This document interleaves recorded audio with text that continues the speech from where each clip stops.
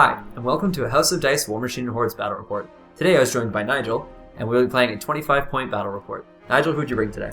I brought Prime Kreoss. Alrighty, and I'll be playing Circle with Kea 2. And with that, we're going to check out the list, and then I'll show you the table. Protectorate of Menoth is led by High Exemplar Kreoss. In his battle group, he has a Redeemer and a Reckoner. The Avatar of Menoth and a unit of Choir join him. He brings one rack to round out his list. Kea the Moonhunter leads the forces of Circle Orboros. In her battle group is Laris, a Warpwolf Stalker, Warpwolf Feral, and a Gnarlhorn Satyr. And now, a look at the terrain. The stone walls are linear obstacles that give cover. The bushes are linear obstacles that give concealment. The stone pillars, buildings, and the tower are linear obstructions that give cover. The hill grants elevation. The crater is rubble that is rough terrain and gives cover. For today's battle report, we played the scenario, The Pit. There is a 12-inch diameter zone in the middle in which the armies are fighting over control of the tower. They get 1 point for controlling the zone, and 2 points for dominating it. The flags are 1 point for control, and 2 points for dominate. Now we will see who goes first. Menoth is the gold die, and Circle is the black die. Menoth wins the roll and decides to go first. Protectorate of Menoth deployment. Kreoss deploys to the left side of the table with the Avatar beside him. The Reckoner and Redeemer are deployed off to the right. The Choir is mixed into the line of jacks. Circle Orboros deployment. Kea deploys in the middle of the board with Laris beside her. The Feral and Stalker deploy to the right, with the Gnarlhorn off to the left. The Rack advance deploys to the left side of the table. Protectorate of Menoth, turn 1. The Avatar of Menoth rolls to see how much focus it gets this turn. It gets 4 focus. Kreoss holds onto all of his focus. The Redeemer activates and runs up the hill for 1 focus. The Reckoner goes next, spending a focus to run up to the building. The Avatar of Menoth uses his Gaze ability and runs. Gaze causes any models beginning their activation within 8 inches of him and in his line of sight to only be able to advance towards him. The Choir activates and moves up using shielding on the Warjacks, protecting them from spells. Kreoss advances up and spends 3 focus to cast Lamentation, doubling the cost of all enemy spells in his control area. He then spends 3 focus to cast Defender's Ward on the Avatar, giving him a defense and armor buff. Circle Orboros, turn 1. Laris activates and runs 14 inches up the board, generating 1 Fury. Kea activates and spends 3 Fury to cast Shadow Pack, giving her battle group stealth. She then spends 2 Fury to cast Laris' Animus Spirit Shift, teleporting herself up to Laris. The Stalker is forced to run 12 inches past the bushes. The Feral warps speed and riles for 1 Fury. He runs up and decides to actually take a few steps back to stay out of the Avatar's threat range. The Gnarlhorn runs 10 inches up to the flag on the hill, looking to line up a counterslam to the Redeemer. Protectorate of Menoth, turn 2. The Avatar rolls for its focus. It gains 2 focus. Kreoss allocates 2 focus to the Reckoner and pays 2 focus to upkeep Defender's Ward and Lamentation. The Choir activates and moves up and sings Battle for all 3 Warjacks. Battle grants a bonus to all damage rolls. Kreoss activates and moves up. He then uses his feat Menoth's Wrath, knocking down all enemy models in his control range. All Circle models are caught in the feat except for the Gnarlhorn. The Reckoner charges the Feral Warpwolf, auto-hitting due to knockdown. The charge hits at dice +3 due to battle. He rolls an 11 and does 14 damage to Spiral 6 of the Feral. He buys another attack and rolls a 6 for damage, doing 9 to Spiral 3. Buying one last attack, he rolls for damage. He rolls a 9 and does 12 damage, killing the Feral. Kea reaves the Fury from the dead Warpwolf. The Avatar uses Gaze once again and runs up into the zone, getting beside the Reckoner, making sure to get Kea and Laris in his gaze. The Redeemer activates, moves up, and shoots at Laris, hoping to scatter into Kea. The attack auto-scatters and goes 2 inches in the one direction, hitting Kea with the blast. The attack is dice -6, and he boosts the damage.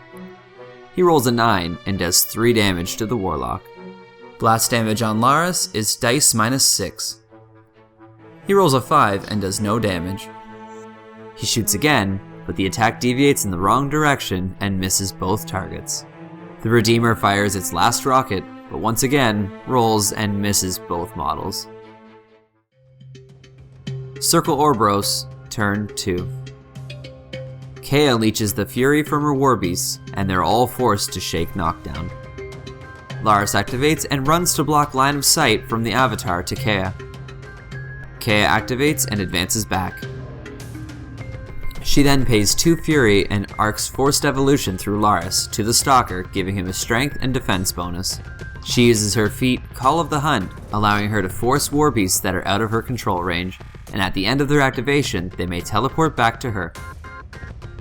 She then spends 2 fury to arc Dogpile onto the Reckoner. The Reckoner has concealment from Ashen Veil. She needs a 6 to hit. She rolls a 6 and the spell hits the Warjack, giving all models targeting it a movement bonus and a free charge. The Stalker charges the Reckoner, needing a 6 to hit. He rolls a 10 and the attack hits. The Stalker hits a dice +1 for damage.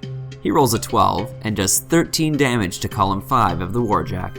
He attacks with his claw and rolls an 8, hitting the Warjack. The claw hits at dice -1. He rolls an 8, doing 7 damage to column 2 of the Reckoner. The Stalker is forced to attack again with his sword. He rolls an 11 and hits the Warjack. Hitting once again at dice +1, he rolls a 9 and does 10 damage to column 2 of the Reckoner. He buys another attack and rolls a 12, hitting the Warjack. He rolls for damage and destroys the Menoth Warjack. He then teleports back to Kea. The Gnarlhorn runs up and engages the Redeemer to prevent it from shooting any more rockets. Protectorate of Menoth, turn 3. Kreoss upkeeps Defender's Ward in Lamentation. The Redeemer is out of his control range, so it doesn't receive any focus and it does not power up. Avatar checks to see how much focus it receives. It gains 3 focus.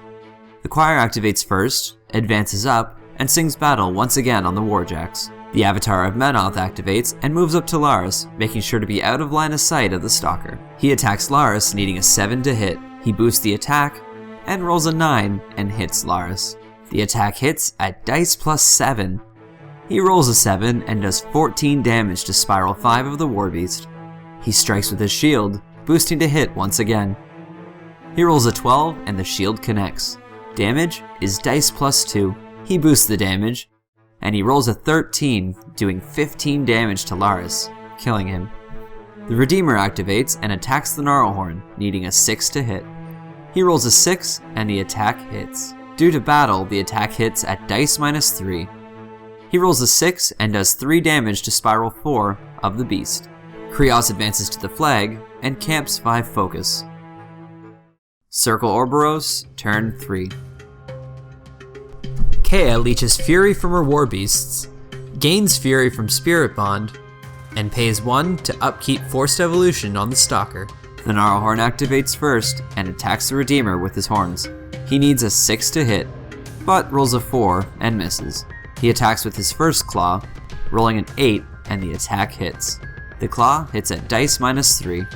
He rolls a 5 and does 2 damage to column 2. Striking the Redeemer with his second claw, he rolls a 6 and the claw hits.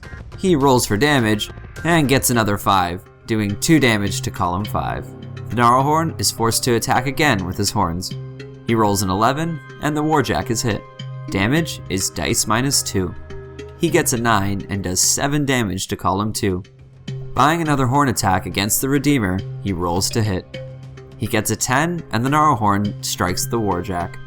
He rolls for damage and gets a 9, dealing 7 damage to column 4 of the Jack. He's forced to attack again with his horns. He rolls to hit, getting an 8. The attack hits and he rolls for damage. He rolls a 10 and does 8 damage to column 4, destroying the light Warjack. The Stalker activates and walks up to the tower, getting the Avatar into his melee range. He needs a 6 to hit, and he boosts the attack. He rolls a 9, the attack hits. The damage is dice minus 3. He rolls a 5 and does 2 damage to column 3. The Warbeast is forced to attack with his sword. He rolls a 9 and the attack hits. He rolls damage at dice minus 3. He rolls a 6, doing 3 damage to column 6. Buying 1 more attack and boosting to hit, he rolls a 10. He rolls for damage and rolls an 8, doing 5 damage to column 2 of the Avatar. Kea backs up to the flag and drops 2 Fury. Protectorate of Menoth, turn 4. The Avatar rolls to see how much focus he gets. He rolls a 6 and gets 4 focus. Kreoss keeps all of his focus and drops both upkeep spells. The choir activates and walks up. One member walks up to engage the Gnarlhorn. They sing their hymn Battle to the Avatar. The choir member attacks the Gnarlhorn, needing an 8 to hit. He rolls a 12, and the attack hits the heavy Warbeast. Damage is dice minus 10. He rolls an 8, and does no damage. Kreoss activates and pulls a focus from the rack. On a roll of 1 or 2, the rack explodes. He rolls a 3, and the rack doesn't explode. He charges the Stalker. He needs a 9 to hit, and boosts to hit. Rolls an 8, and the attack just misses.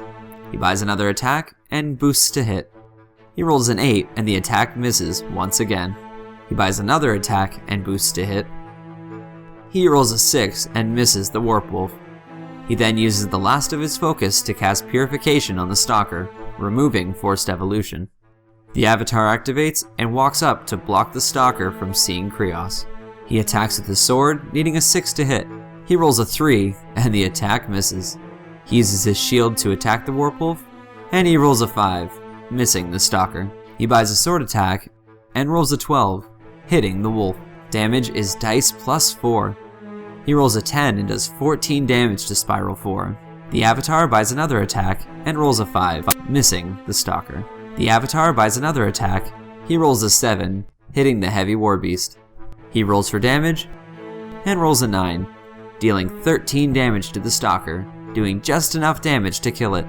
Menoth scores 2 control points, leading to a Menoth victory. And with that, we have a Menoth victory. So, with your list, what did you intend to bring and how did it work out for you? So my game plan was to put Defender's Ward on the Avatar early. Yeah. Jam him up the board as best I could, hoping that you weren't going to be able to one-round him. If he's not one-rounded, he's going to punch back really hard, and he's going to try to take something that's very valuable away from you. I wanted the Reckoner to be able to do a little bit of damage from afar, soften things up, and get the flare on there so that the Redeemer had a chance. However, you decided to bring Stealth. Yes. Unpurifiable Stealth. Yep. So I was at a little bit of a disadvantage on what I wanted to do, so I had to change my game plan a little bit. So what I ended up wanting to accomplish without being able to use all my guns was get the Avatar up there with the Reckoner right beside him. And I was hoping to get the Ashen Veil stacking with the Defender's Ward, making it really, really hard for you to take anything away from me. Mm-hmm. Fortunately, kind of worked out. You were only to take 1 heavy at a time. Yeah. And since I was able to initiate the peace trade, that worked out in my favor. Yeah, losing the Feral really early was a huge hit because I was really hoping I could use both the Feral and Stalker to remove your heavy threat. And I was only able to take out half of it with just the Stalker. I needed that second piece, so I should have played a little safer with the Feral. Right. I really wanted to get it up the table and kind of get into an advantageous position. Unfortunately, I decided to warp speed instead of armor, which could have changed quite a bit. Yeah, 'cause I believe that I only killed you by a point or two, yes. so the armor would have been a big deal. Exactly. You also probably out-threat me and could have pre-measured to be outside of that threat range, so that might have been an early mistake. Yeah. But you were focused more on the Avatar and not the Reckoner, and the way that I had staggered them gave me an opportunity to, if you're going to be outside of the threat of one, you maybe are in the threat of the other one, and it worked out in my favor. Definitely. And next, do you have any tips for me outside of what we just discussed, what I could do differently or add into this list to play it differently? I think I'd play the list the way it is 1 or 2 more times. You probably could be using the counter charge, Gnarlhorn, I believe is his name, yes, yeah. to an advantage. If he is in a spot that's savvy, he really does limit the options of being able to charge your things with other things. Okay. So if you can line him off on a flank, and if something charges in, he can countercharge and do some damage, and it's another model engaging. It gets him into a good position for the follow-up turn. Yeah. And if you're really lucky, it might break a weapon. Yeah, and The Gnarlhorn is something I'm very new at using. Sure. I don't really know the position of him yet. Right. It's going to take a lot of tinkering with him. Yeah. I feel like I'm not using it nearly close to its potential. I always feel like every time I'm playing it, it's just taking up points. Okay, I think that if you work with him a little bit more and just work on the positioning, you can definitely get some better work out of him. And that's it. Positioning is the major point that I need to work on with him. Yeah. Also, with this few amount of points, scenario is very either difficult to score or extremely live, depending on what your opponent's accomplishing. Yeah. In this particular situation, your Gnarlhorn was out of position, which gave me a chance to achieve a scenario victory. But if he had skirted around and, again, just positioning with him, been into that zone, it would have been another turn or two. Yeah, of course. Well, I had a lot of fun. And, that was a fantastic game. thank you for coming by. Thank you. Thanks. Have a good one. You too. Thanks for watching. And if you guys like what you saw, please be sure to like, subscribe, and share this video. Thanks for watching.